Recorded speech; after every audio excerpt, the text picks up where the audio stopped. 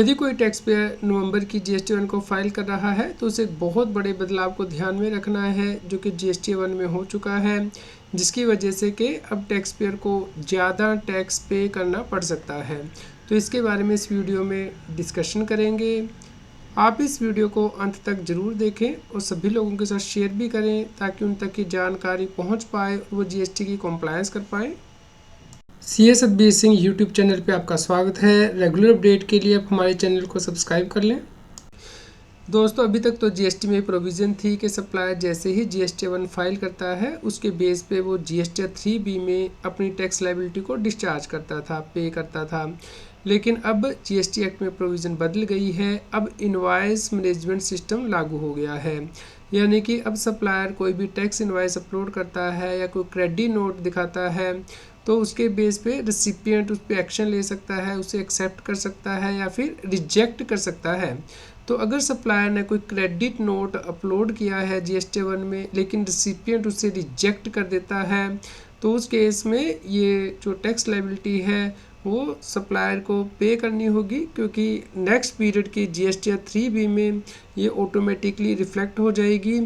तो यहाँ पे नेक्स्ट पीरियड के जीएसटी 3B में टैक्स लायबिलिटी जो है वो रिफ्लेक्ट हो जाएगी सप्लायर को क्रेडिट नोट के ऊपर।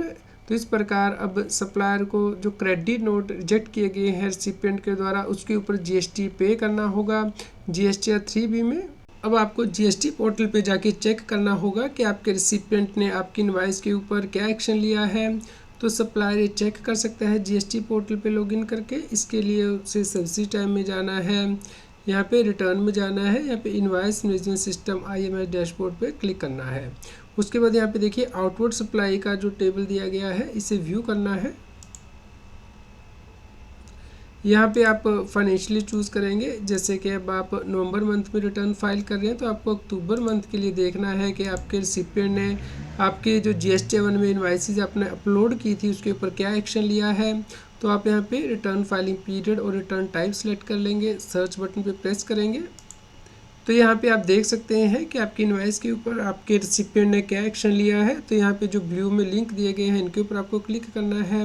तो यहाँ पे जो डेबिट और क्रेडिट नोट है उनके ऊपर आपको खास तौर पे क्लिक करके देखना है कि कहीं आपके रिसिपिएंट ने रिजेक्ट तो नहीं कर दिया है, क्योंकि उस केस में जो आपकी टैक्स लायबिलिटी है वो बढ़ जाएगी जीएसटी 3B में।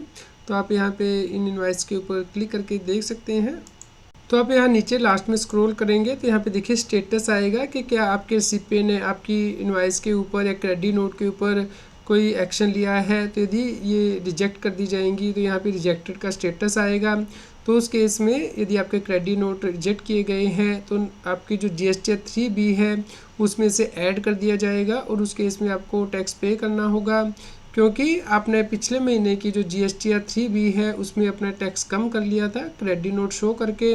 क्योंकि ये क्रेडिट नोट रिजेक्ट कर दिए गए हैं रिसिपिएंट के द्वारा, इसलिए अब आपको इसके ऊपर जीएसटी पे करना होगा। इसी प्रकार दोस्तों, मान लीजिए सप्लायर कोई इनवॉइस पहले इशू करता है 18% जीएसटी चार्ज करके, लेकिन बाद में वो इस इनवॉइस में अमेंडमेंट कर देता है और जो जीएसटी है 12% कर देता है। तो यहाँ पे रेसिपिएंट को इसे एक्सेप्ट करना होगा और उसे अपना जो इनपुट टैक्स क्रेडिट है वो रिड्यूस करना होगा।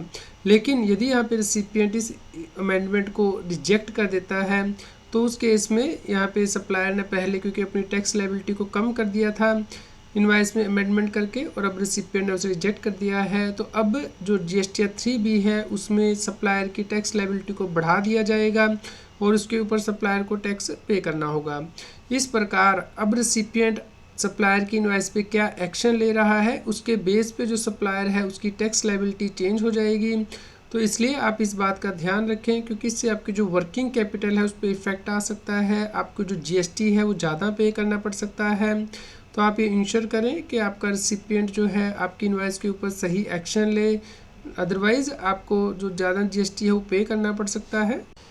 तो इस प्रकार अब सप्लायर के लिए ज़रूरी नहीं है कि जो उसने जीएसटी 1 में अपनी टैक्स लायबिलिटी दिखाई है वही उसकी जीएसटी 3B में पॉपुलेट होगी। इसके अलावा एडिशनल लायबिलिटी भी उसकी आ सकती है यदि रेसिपिएंट उसका क्रेडिट नोट रिजेक्ट कर देता है या फिर B2B इनवॉइस जो उसने अमेंड की थी उनकी डाउनवर्ड अमेंडमेंट को रिजेक्ट कर देता है। तो इस बात का आप ध्यान रखें। और इस केस में आपको GST 3B की रिकन्सिलेशन दोबारा से बनानी होगी कि आपने GST 1 में कौन सी इनवाइस दिखाई थी और CPA ने कौन सी इनवाइस या क्रेडिट नोट जो है वो रिजेक्ट किए हैं, जिसकी वजह से कि आपकी टैक्स लायबिलिटी बढ़ी है उस टैक्स पीरियड में। तो आप इस रिकन्सिलेशन को ज़रूर अपनी एक्सेल शीट में बना के रखें ताकि फ्यूचर में आप इसका यूज़ कर पाएँ जब भी GST डिपार्टमेंट से कोई नोटिस आए अपनी टैक्स लायबिलिटी को एक्सप्लेन करने के लिए। उम्मीद करते हैं दोस्तों आपके लिए यह न्यूज़ यूज़फुल रही होगी। कृपया लाइक करें और शेयर करें ताकि सभी लोगों तक यह जानकारी पहुंच पाए और वो GST की कॉम्प्लायंस कर पाएँ।